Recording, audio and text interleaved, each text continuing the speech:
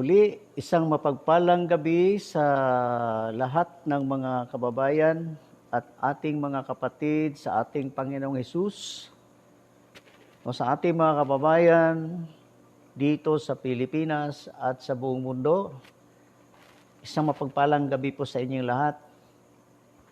At sa gabing ito, meron pong regalo na mula sa Panginoon na inyong tatanggapin. Ito ay kagalingan, kalusugan ng ating mga katawan, pisikal na katawan at maging ating mga espiritual na buhay. So, ngayon mga kaibigan kay Kristo, sa nakikita po natin hanggang ngayon, wala pa hong tinatawag dito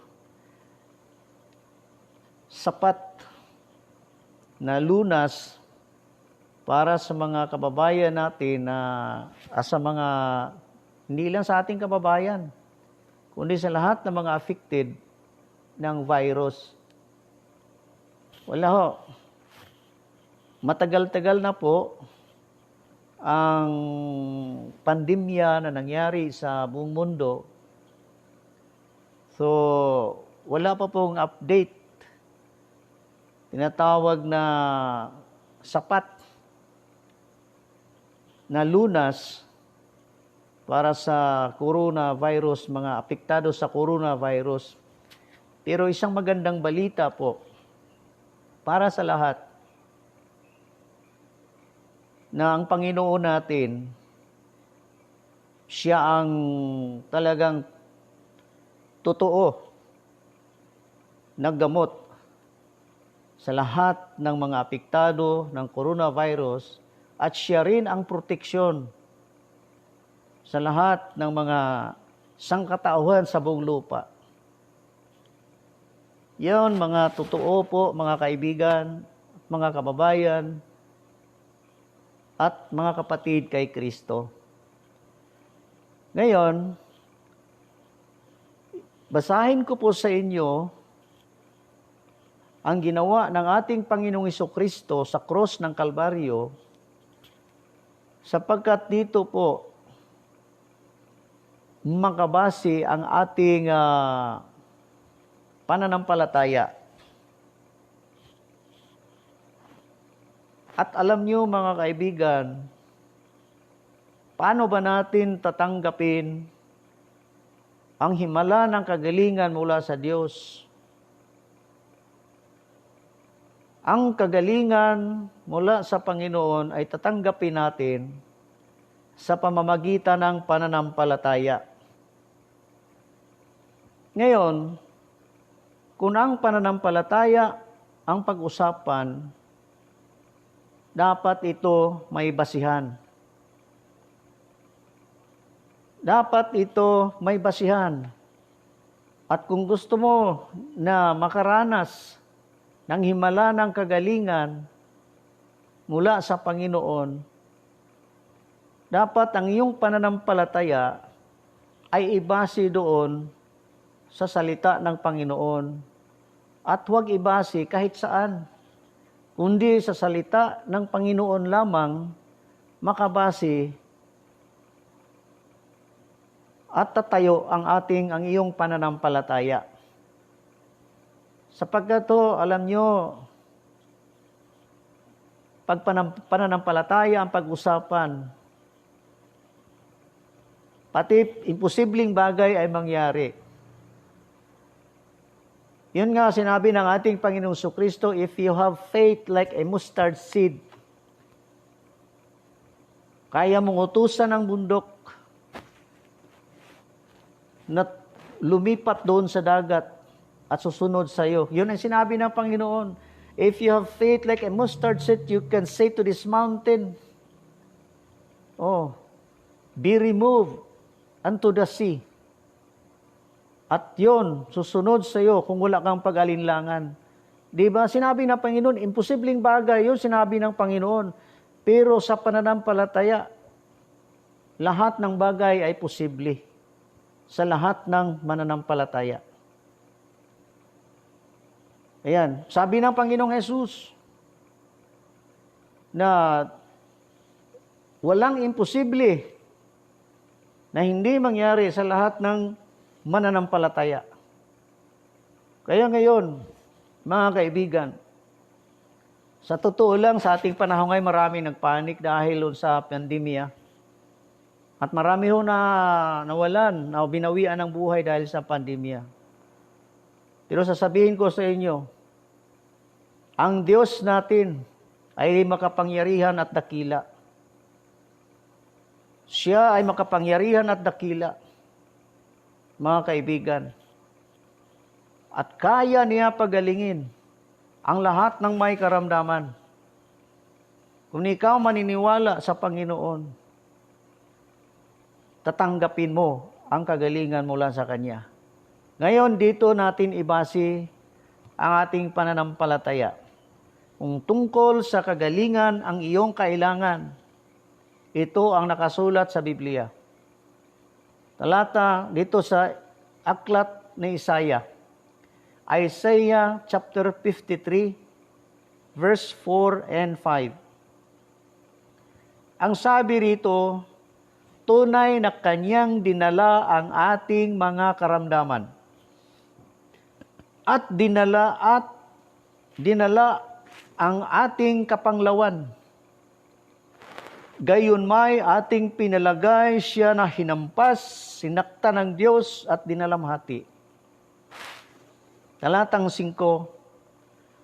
Ngunit siya'y nasugatan dahil sa ating pagsalangsang. Siya'y nabugbog dahil sa ating mga kasamaan. Ang parusa na tungkol sa ating kapayapaan ay nasa Kanya. At sa pamamagitan ng Kanyang mga latay ay nagsigaling tayo. Hallelujah! Unang-una po, dito sa talatang 4, intindihin nating mabuti. Ang sabi ng Biblia, tunay na Kanyang dinala ang ating karamdaman. 2,000 years ago, 2,000 taon na nakalipas, ang sabi ng Biblia, dinala ng ating Panginoong Jesus ang ating mga karamdaman. Ito ay tumutukoy sa karamdamang pisikal at espiritual at maging sa lahat ng aspeto ng ating mga buhay.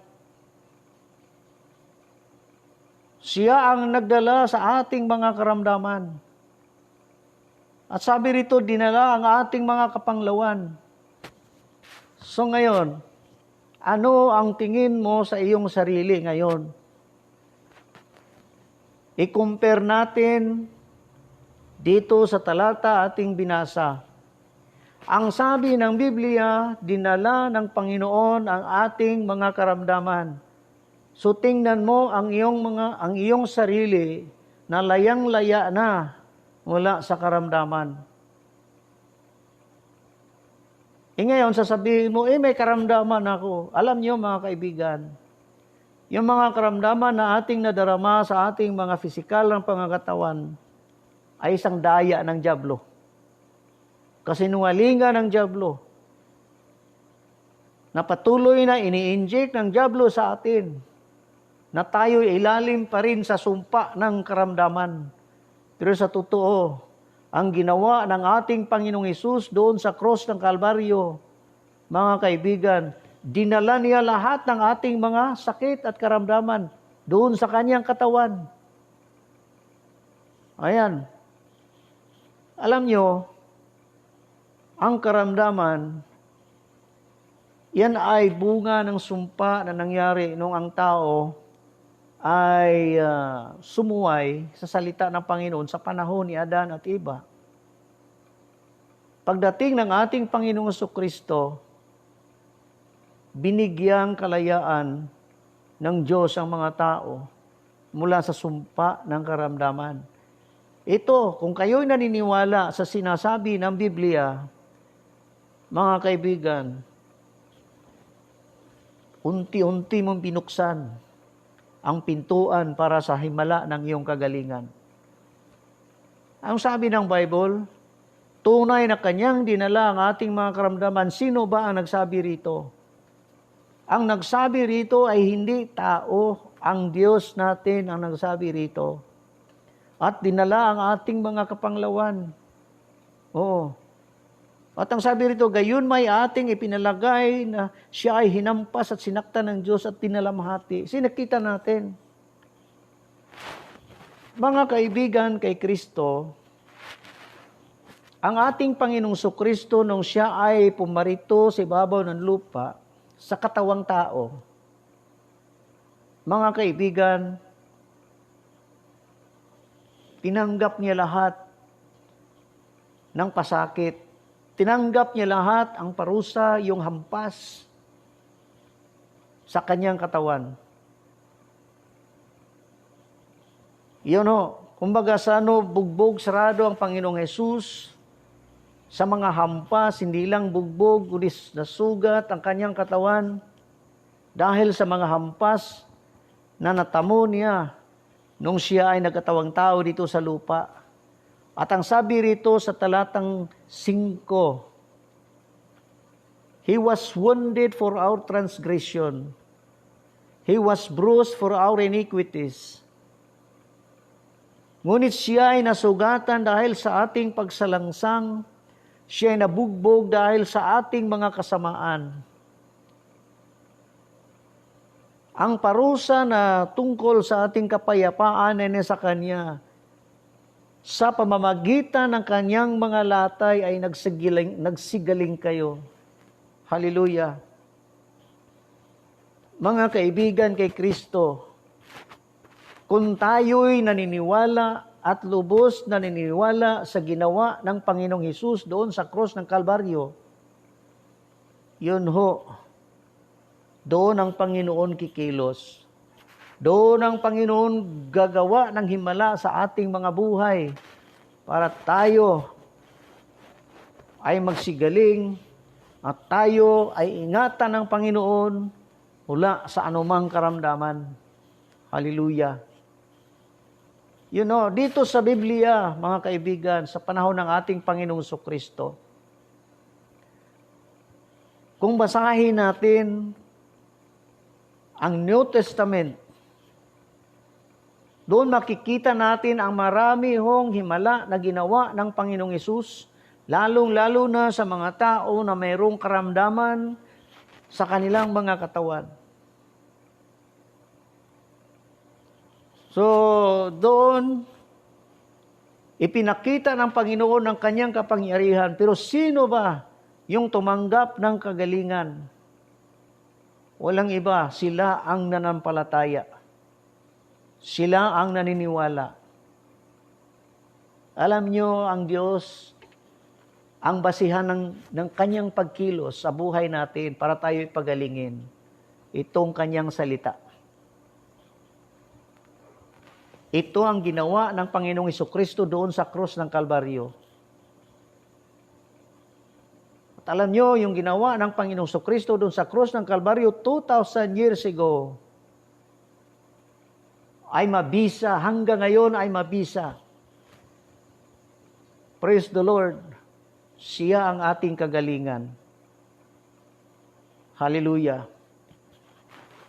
Meron akong basahin sa inyo sa New Testament. Dito sa talata, sa Aklat ng Mga Gawa. Sa Aklat ng Mga Gawa, kamay Kapitulo 3, umpisahan natin ang pagbabasa sa may talatang 1. So, Gawa 3, talatang 1. Pedro, ito ay nangyari pagkatapos ng si Jesus ay bumalik na doon sa luklukan sa langit after resurrection of Jesus. Si Pedro at si Juan nga ay nagsisipanhik sa templo ng oras ng panalangin na ikasyam. Talatang 2. At isang lalaki na pilay, buhat pa ng tiyan ng kanyang ina, at dinala roon, at siya'y inilagay nila araw-araw sa pintuan ng templo na tinatawag na maganda upang manghingi ng limos na nagsipasok sa templo. Talatang 3. Ito pagkakita kay Pedro at kay Juan, nagsipasok sa templo at namanhik upang tumanggap siya ng limos. At pagtitig sa kanya ni Pedro, nakasama ni si Juan at sinabi, tingnan mo kami. Talatang 5. At kanyang pinansin sila at umaasang tatanggap sa kanila ng anumang bagay. Talatang 6. Datapwat sinabi ni Pedro, pilak at ginto ay wala ako. Datapwat ang nasa akin ay siya kong ibibigay sa iyo. Sa pangalan ni Hesukristo ng taga Nazaret, lumakad ka. Talatang 7. At kanyang hinawakan siya sa kanang kamay at siya'y itinindig at pagdakay nagsilakas ang kanyang mga paa at bukong-bukong. Talatang 8. At pakalukso siya ay tumayo at nagpasimulang lumakad, pumasok na kasama nila sa templo na lumalakad at lumulukso at nagpupuri sa Diyos. Hallelujah. Alam niyo ba, itong paralytic na ito ay isinilang mula pa sa tiyan ng kanyang nanay. At siya ay may 40 taong gulang. 40 years old na po siya. Kumbaga hindi siya nakaranas ng paglakad. Dinadala siya roon, inakarga siya, inilagay doon sa labas ng templo. Para siya ay bibigyan ng limos. Sapagkat doon lang siya umaasa ng kaniyang kabuhayan na may magbibigay sa kanya. Alam niyo mga kaibigan, ito napansin ito ni Pedro at ni Juan, itong mga alagad ng Panginoon. Nung si Pedro at si Juan ay pumunta roon sa templo sa oras ng panalangin, bago sila nakapasok doon sa loob, sa labas ng pintuan, sa pintuan, napansin nila itong taong ito. Napansin nila. Ngayon nagtitigan sila. Itong taong ito na paralytic, yung paralyzed,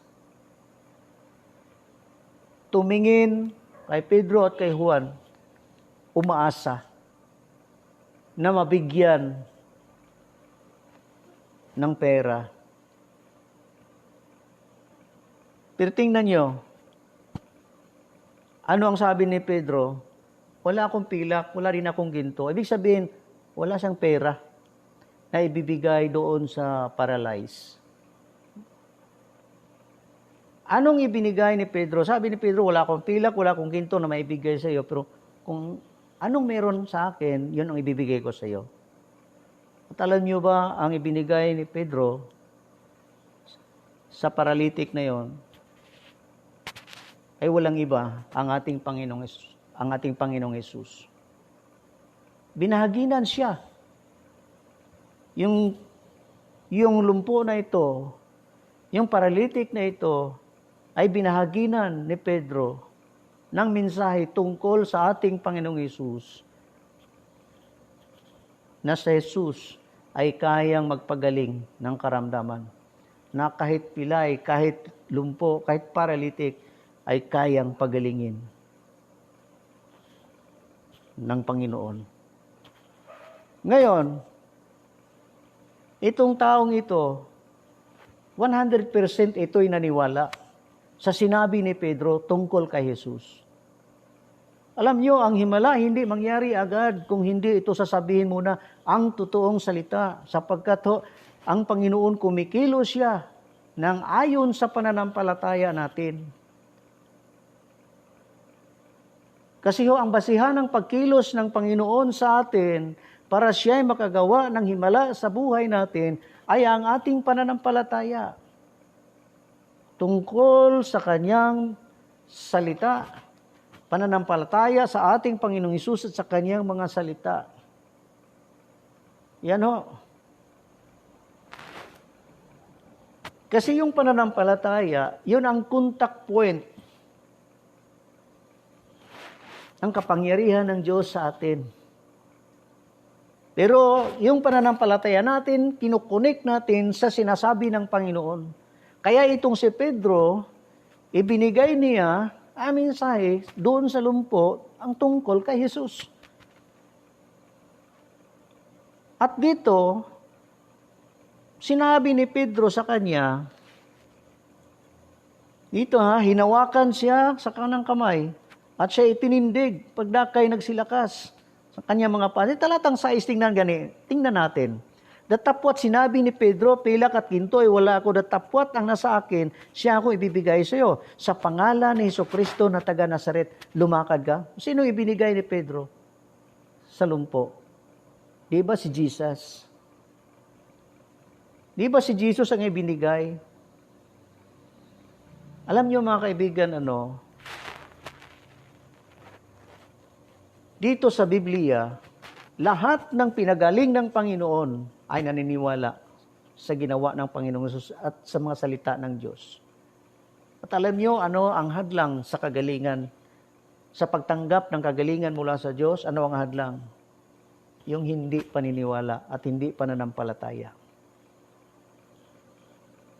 Yan dito, nakita natin, itinindig ni Pedro ang lumpo. Hinawakan sa kamay. Nung itinindig, at sabay rito, nagsilakas ang kanyang mga paa at bukong-bukong. Ito at pagkalukso at tumayo at nagsimulang lumakad. Hallelujah. Alam nyo, mga kaibigan, ang Panginoong Hesukristo ay hindi malayo. Nasa malapit lang. Tayo, sigaw ng sigaw tayo, Lord, pagalingin mo ako, pagalingin mo ako. Nandyan pa rin ang karamdaman natin. Bakit hindi tayo gumagaling? Hindi ka naniniwala sa sinasabi ng Panginoon. Hindi ka naniniwala sa ginawa ng Panginoong Hesus sa krus ng Kalbaryo. Pag ikaw ay naniniwala sa krus, sa ginawa ng Panginoong Jesucristo, sa krus ng Kalbaryo, sabihin mo, Panginoon, ako'y gumaling na. Dahil sa ginawa mo sa krus ng Kalbaryo, sa pamamagitan ng iyong mga latay. Hallelujah. Tinanggap mo ang kagalingan. Praise be the name of the Lord. Yan, nakita natin dito, Itong lumpo, nabuhat pa, nang siya isinilang, hindi nakalakad. Nung siya naniniwala sa sinabi ni Pedro, siya ay nakalakad. Praise the name of the Lord. At ipakita ko rin sa inyo ang hadlang ng pagkilos ng Panginoon. Dito sa Marcos 6, meron nung lugar na pinuntahan ng Panginoong Hesukristo. At hindi ang Panginoon Hesus nakagawa ng himala.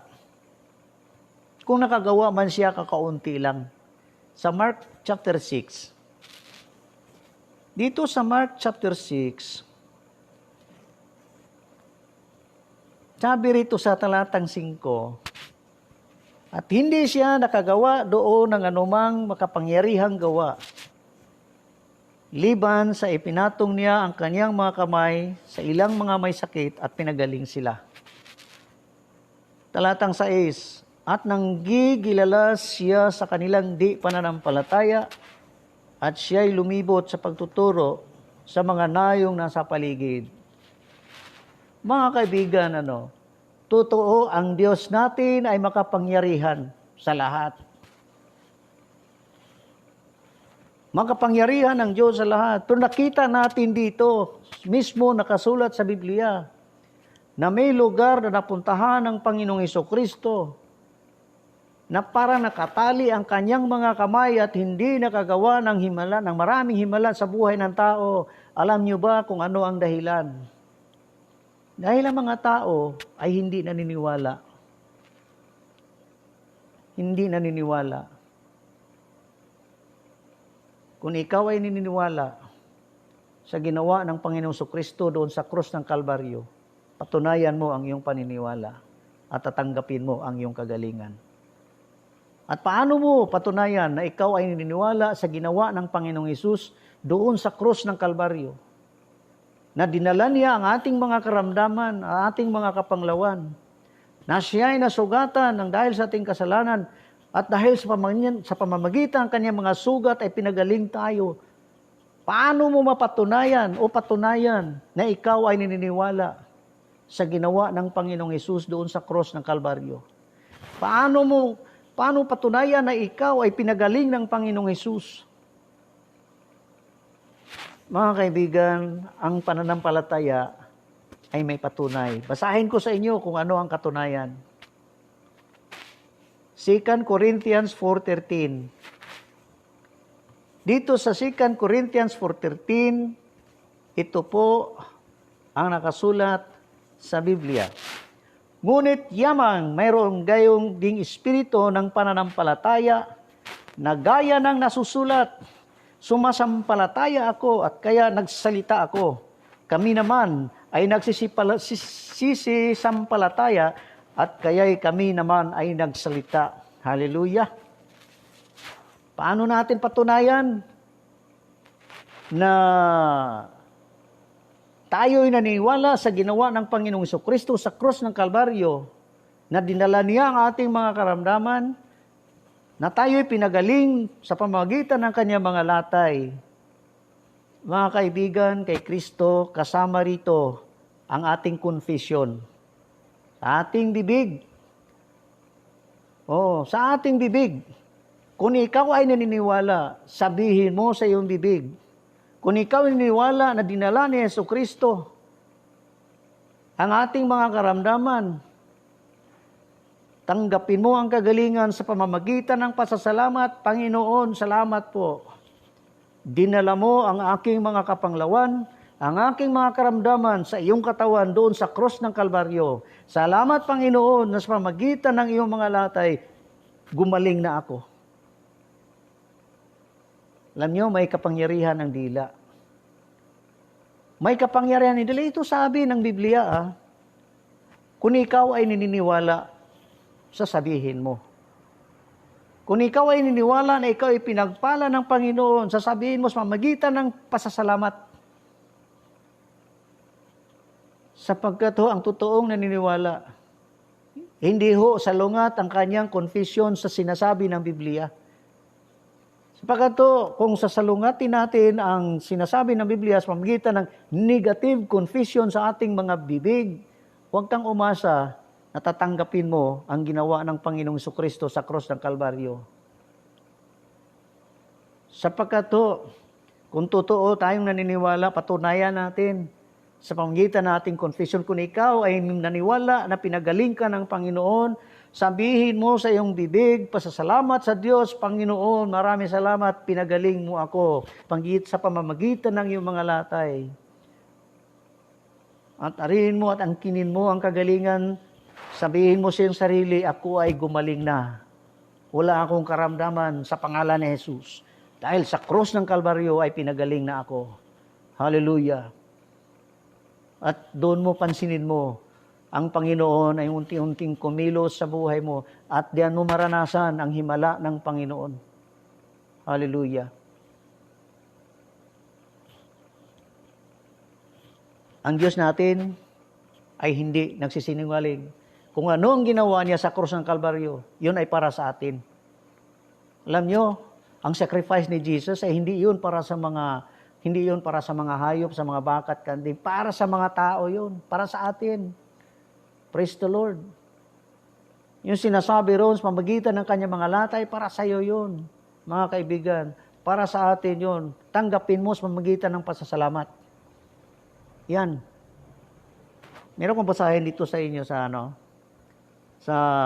sa Old Testament, sa Kawikaan. Dito sa Kawikaan, mag-ingat tayo sa ating confession, Proverbs, Kawikaan 18, verse 20 and 21. Okay. Ang sabi rito sa Proverbs 18, 20 and 21, ang tiyan ng tao ay mabubusog sa bunga ng kanyang bibig. Sa bunga ng kanyang mga labi ay masisiyahan siya. Ano yung bunga ng ating mga labi? Salita. Sabi sa 21, kamatayan at buhay ay sa kapangyarihan ng dila. Ang nagsiibig sa kanya ay magsisikain ng kanyang bunga. Diba?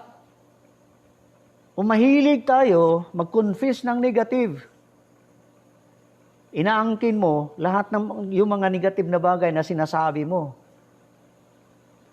Yan, di ba?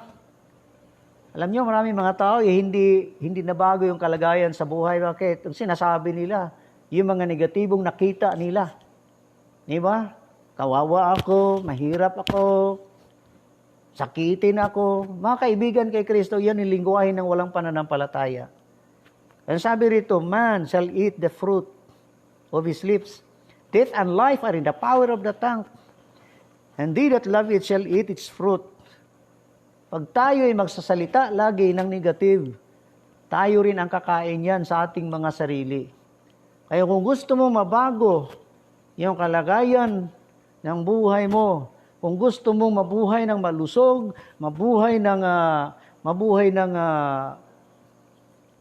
maranasan mong kagalingan ng Panginoon, sabihin mo sa iyong bibig, Lord, salamat, pinagaling mo ako. Ikaw ay walang sakit, walang karamdaman. Hallelujah. Pagkat ang Panginoon natin ay buhay. Hanggang ngayon, ang Panginoon natin ay buhay. At ang kapangyarihan ng Diyos ay hindi natin malimitahan. God will move according to our faith. Ang Panginoon ay kikilos ng ayon sa ating pananampalataya. Alam niyo, ganito ho. Ang sukatan ng pagkilos ng Diyos ay ating pananampalataya. Kung kukunti ang ating pananampalataya, kakaunti rin ang magagawa ng Panginoon. Kung malaki ang ating pananampalataya, malaki rin ang magagawa ng Panginoon. Kung wala tayong pananampalataya, walang magagawa ang Diyos. Kahit nasabihin pa natin ang Panginoon ay makapangyarihan sa lahat, kung hindi tayo naniniwala, wala tayong maasahan, wala tayong matatanggap. Ayan. So, ano sabi ng Hebrews 11 verse 6? It is impossible to please God without faith. Imposible ho na mabigyan natin ng kagalakan ng Panginoon. Kung wala tayong pananampalataya, imposible po yan. Pagkat ang sino man na lumalapit sa Diyos, kailangang mananampalataya na siya nga na magagawa ng Panginoon lahat ng bagay at ang Panginoon ay tapat sa kanyang mga pangako at ang Panginoon ay tapat sa kanyang ginawa doon sa krus ng Kalbaryo. Tandaan niyo ito. Ang ginawa ng Panginoong Hesus sa krus ng Kalbaryo ay hindi biro. Ginawa ng Panginoon yun sa krus ng Kalbaryo. Siya ay nagbata ng husto sapagkat, mga kaibigan kay Kristo, yun po ang complete redemption ng sumpa na naranasan ng tao. Sumpa ng karamdaman, sumpa ng kahirapan, sumpa ng kasalanan. Doon sa krus ng Kalbaryo, tinalo ng Panginoong Jesucristo at tayo ay tumanggap ng tagumpay. We are now free in the name of Jesus. Tayo ay layang-laya na. Kaya sabihin mo sa inyong sarili, Lord, salamat po, malusog ang katawan ko. Wala akong sakit at karamdaman. Salamat, Lord, na sa presensya mo ay protektado ang buhay ko. Hallelujah. Alam nyo, ang Diyos natin ay Diyos na tapat. At mahal na mahal niya tayo. Ginawa ng Panginoong Diyos dahil iniibig niya tayo. And God will protect our lives. Hallelujah. From pestilence. Ang Diyos natin, ang siyang ating muog, siya ang ating strong tower. The name of the Lord is a strong tower. Sa Kanya ay may protection tayo. Sa lahat ng ginawa ng Panginoong Kristo sa krus ng Kalbaryo ay para sa atin, paniwalaan mo. Angkinin mo lahat ng bagay na mga pagpapala na ginawa ng Panginoong Kristo sa krus ng Kalbaryo, lalo-lalo na sa kagalingan at kalusugan. Kaya sa mga kababayan, lalong-lalo na sa abroad, believe in the Lord Jesus Christ. Believe what Jesus Christ has done at the cross of Calvary. Ayan, dinala ni Jesus ang ating karamdaman at kapanglawan sa kanyang katawan. And by the stripes of Jesus, we are healed. Kaibigan, angkinin mo ang kagalingan mula sa Panginoon sa pamamagitan ng confession na ikaw ay pinagaling na ng Panginoon at pasalamatan mo ang Diyos at sabihin mo sa Panginoon, Panginoon, salamat po sa pamamagitan ng iyong mga sugat sa katawan mo, ako ay gumaling na. Wala akong sakit, wala akong karamdaman. Dalaygon ang Diyos, purihin ang Panginoon. Praise the name of the Lord. Yun po mga kaibigan kay Kristo. God bless everyone. God bless kababayan. So ngayon, allow me to pray for you. Thank you, Jesus. Hallelujah. Ama namin na nasa langit, maraming salamat po. Iniibig mo kaming lahat. Iniibig mo ang buong sanlibutan. Ang sabi mo sa mga salita, for God so loved the world that He gave His only begotten Son, and whosoever believes in Him shall not perish but have everlasting life. Panginoon, salamat po na ang Panginoong Jesus na binigay mo dito sa lupa, siya po ang aming dakilang pagpapala sa buhay namin. Sapagkat siya ang nagdala ng kagalingan sa aming mga buhay. Spiritual, sa aming physical, at maging sa lahat ng aspeto ng aming mga buhay.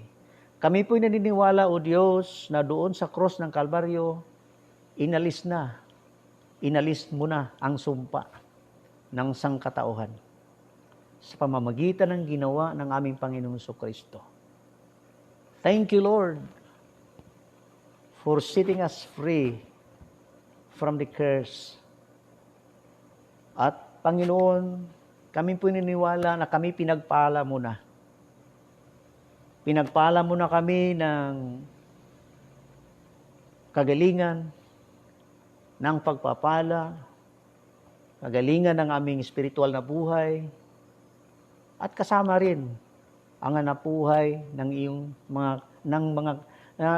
pati yung hanapuhay, Panginoon, pinagpala mo rin.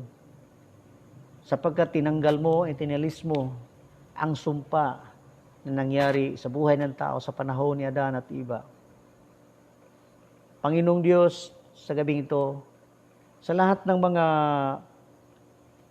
kababayan na affected, lalong-lalo na yung mga affected, Lord God, ng virus, in the name of Jesus, sinalangsang namin ang ang virus na karamdaman o dumapo sa kanilang mga katawan in the name of Jesus.